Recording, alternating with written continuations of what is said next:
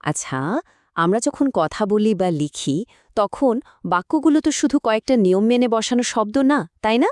এগুলো আসলে আমাদের ভাবনা প্রকাশের একটা দারুণ শক্তিশালী টুলস। একটা সাধারণ বাক্যকে কিভাবে আরও জোরালো, আরও প্রভাবশালী করে তোলা যায়, চলুন সেই কৌশলগুলোই আজ একটু দেখে নেওয়া যাক। ধরুন, একই কথা আমরা দুইভাবে বলতে পারি। যেমন একদিকে আছে হি স আ মার্ভেলাস সাইট, আবার অন্যদিকে বলা হচ্ছে হি স আ সাইট উইচ ওয়াজ মার্ভেলাস। খেয়াল করে দেখুন, দুটোর মানে কিন্তু একদম এক, কিন্তু এদের মধ্যেকার অনুভূতিটা, বলার ভঙ্গিটা, সেটা কিন্তু একেবারেই আলাদা। তো প্রশ্নটা হলো, মানে তো একই, কিন্তু শুনতে বা পড়তে এত আলাদা লাগে কেন? এর উত্তরটা লুকিয়ে আছে বাক্যের গঠনের মধ্যে। একজন লেখক কখন কোন গঠনটা বেছে নেবেন, সেটাই তার বার্তার উপর একটা গভীর ছাপ ফেলে দেয়। তো চলুন আজ আমরা কি দেখব তার একটা ছোট্ট ম্যাপ দেখে নিই। প্রথমে আমরা দেখব বাক্যের গঠনের আসল ক্ষমতাটা কোথায়। তারপর আমরা ক্লজ আর ফ্রেজের মধ্যে পার্থক্যটা বুঝে নেব। এরপরেই আমরা শিখব কিভাবে একটা বাক্যকে ফুলিয়ে ফাঁপিয়ে আরও ডিটেলস যোগ করা যায়, আবার ঠিক উল্টোভাবে কিভাবে বাক্যকে ছোট করে আরও ধারালো করে তোলা যায়। আর শেষে থাকবে একটা ছোট্ট চ্যালেঞ্জ আর লেখার উদ্দেশ্য নিয়ে কিছু কথা। এই যে বাক্য বদলানোর কথা বলছি, এই কৌশলটা ভালোভাবে বুঝতে হলে আমাদের দুটো জিনিসকে একদম পরিষ্কারভাবে চিনতে হবে। একটা হলো ক্লজ ক্লজ আর অন্যটা ফ্রেজ ফ্রেজ। ক্লজ বা খণ্ডবাক্য, আচ্ছা, সহজ করে বললে এটা হলো একটা মিনি সেন্টেন্সের মতো। মানে এটা এমন একটা শব্দগুচ্ছ যার মধ্যে একটা সাবজেক্ট বা কর্তা থাকবে আর একটা ভার্ব বা ক্রিয়াও থাকবে। যেমন ধরুন, which was marvelous, এখানে একটা সাবজেক্ট আছে, একটা ভার্বও আছে, তাই এটা একটা ক্লজ। আর ফ্রেজটা কি? ফ্রেজ হলো সম্পর্কিত কিছু শব্দের একটা দল, কিন্তু এখানে কোনো সাবজেক্ট ভার্ব জুটি থাকে না। এটা বাক্যের একটা অংশ হিসেবে কাজ করে। যেমন আ মার্ভেলাস সাইট, এটা একটা ফ্রেজ, এখানে কোনো সম্পূর্ণ ক্রিয়া নেই। আচ্ছা, বেসিক তো বোঝা গেল। এবার চলুন আসল খেলাটা শুরু করি। মানে কিভাবে একটা সাধারণ বাক্যকে আরও ডিটেলস দিয়ে বড় আর তথ্যবহুল করে তোলা যায়। এর পেছনের মূল নিয়মটা কিন্তু খুবই সোজা। একটা সিম্পল বা সরল বাক্যকে যদি কমপ্লেক্স বা জটিল বাক্যে পাল্টাতে হয়, তাহলে সহজ কথায় ওর সাথে একটা সাবঅর্ডিনেট ক্লজ জুড়ে দিতে হবে। এই যে আমরা সাবঅর্ডিনেট ক্লজ যোগ করার কথা বললাম, এটা কিন্তু ৩ রকমভাবে করা যায়।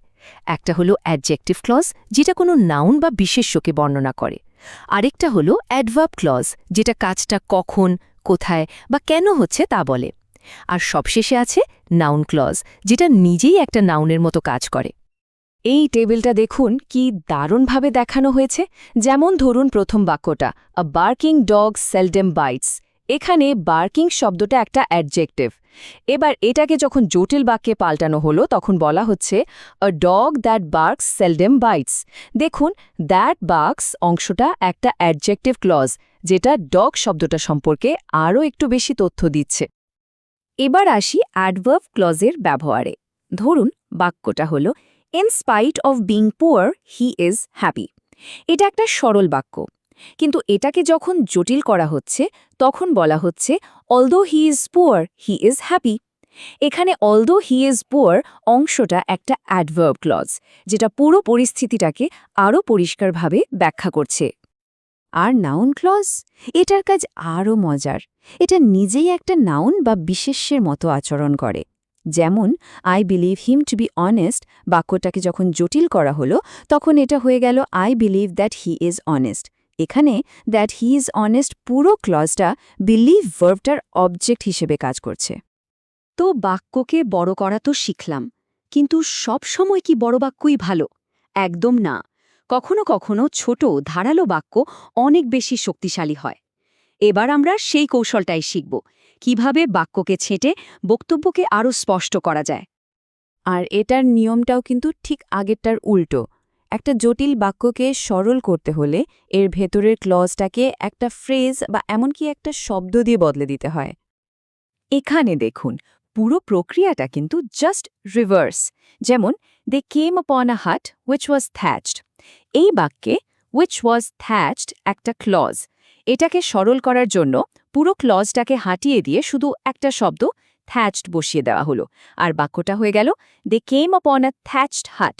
মানে একই, কিন্তু বাক্যটা কত ছোট আর জোরালো হয়ে গেল। আচ্ছা, অনেক তো তত্ত্ব কথা হলো, এবার একটু প্র্যাকটিক্যাল হয়ে যাক, কি বলেন? আপনাদের জন্য রয়েছে দুটো ছোট চ্যালেঞ্জ। প্রথমটা হলো এই বাক্যটাকে আরও সহজ কিভাবে করা যায়। When the sunset we stopped work. একটু ভাবুন তো, ওয়েন দ্য সানসেট এই ক্লজটাকে একটা ফ্রেজ দিয়ে কিভাবে পাল্টানো যায়। যারা ভেবেছেন at sunset we stopped work, একদম ঠিক। দেখুন, ওয়েন দ্য সানসেট ক্লজটাকে অ্যাট সানসেট ফ্রেজটা দিয়ে বদলে দিতেই বাক্যটা কত ছোট আর সরাসরি হয়ে গেল ব্যাপারটা।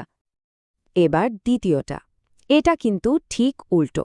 একটা সহজ বাক্যকে একটু ডিটেলস দিয়ে সাজাতে হবে। বাক্যটি হল a girl returning from school stepped on a banana skin. এখানে রিটার্নিং ফ্রম স্কুল একটা ফ্রেজ, আর এর উত্তরটা হল a girl who was returning from school stepped on a banana skin. এখানে রিটার্নিং ফ্রেজটাকে হু ওয়াজ রিটার্নিং ক্লজে পাল্টে দেওয়া হলো, যাতে মেয়েটির অবস্থা সম্পর্কে আরও পরিষ্কার একটা ধারণা পাওয়া যায়। তাহলে এই পুরো আলোচনা থেকে আমরা আসলে কি শিখলাম? মূল কথাটা হলো উদ্দেশ্য বুঝে লেখা। আসলে ভালো লেখা মানে শুধু শুকনো নিয়ম মেনে চলা নয়, এটা হলো সঠিক কাজের জন্য সঠিক সরঞ্জাম বেছে নেওয়ার মতো। কখনো আপনার একটা ইটের মতো ছোট শক্ত বাক্যের দরকার হবে, আবার কখনো দরকার হবে বিস্তৃত বর্ণনার জন্য একটা সেতুর মতো লম্বা বাক্যের।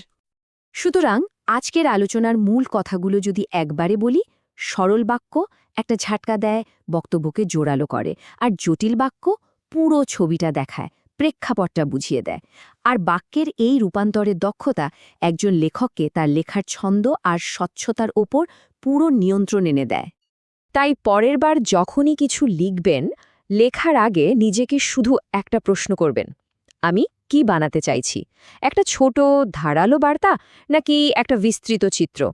এই উত্তরটাই কিন্তু বলে দেবে আপনার বাক্যের ধরন কেমন হওয়া উচিত।